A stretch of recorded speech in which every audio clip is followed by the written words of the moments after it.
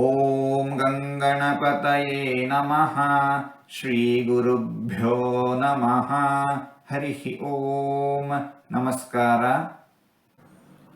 ಮರೀಚಿರ್ದಮನೋ ಹಂಸಸ್ ಸುಪರ್ಣೋ ಭುಜಗೋತ್ತಮಃ ಹಿರಣ್ಯನಾಭಃ ಸುತಪಾಃ ಪದ್ಮನಾಭಃ ಪ್ರಜಾಪತಿಃ.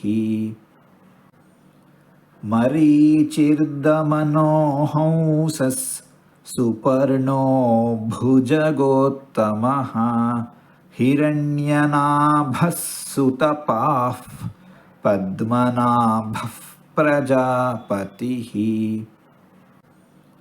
ಮರೀಚಿರ್ದಮನೋ ಹಂಸಸ್ ಸುಪರ್ಣೋ ಭುಜಗೋತ್ತಮಃ ಹಿರಣ್ಯನಾಭಃ ಸುತಪಾಃ ಪದ್ಮನಾಭಃ ಪ್ರಜಾಪತಿಃ. ಮರೀಚಿರ್ದಮನೋ ಹಂಸಸ್ ಸುಪರ್ಣೋ ಭುಜಗೋತ್ತಮಃ ಹಿರಣ್ಯನಾಭಃ ಸುತಪಾಃ ಪದ್ಮನಾಭಃ ಪ್ರಜಾಪತಿಃ.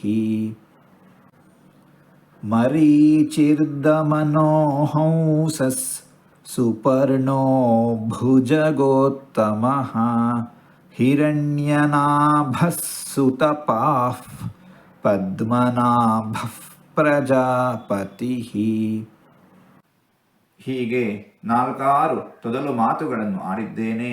ಇದರಲ್ಲಿ ಏನಾದರೂ ತಪ್ಪುಗಳು ಇದ್ದರೆ ಆ ತಪ್ಪುಗಳನ್ನು ಬಿಟ್ಟು ಒಳ್ಳೆಯದು ಅಂತ ಏನಾದರೂ ಇದ್ದರೆ ಆ ಒಳ್ಳೆಯದನ್ನು ಮಾತ್ರ ಸ್ವೀಕರಿಸಬೇಕು ಅಂತ ಹೇಳಿ ಪ್ರಾರ್ಥನೆ. ಈ ನುಡಿಗಳನ್ನೆಲ್ಲ ಆಡಿಸಿದ ಭಗವಂತನಿಗೇ ಸರ್ವವೂ ಸಮರ್ಪಿತ. ಸರ್ವಂ ಶ್ರೀಕೃಷ್ಣಾರ್ಪಣಮಸ್ತು.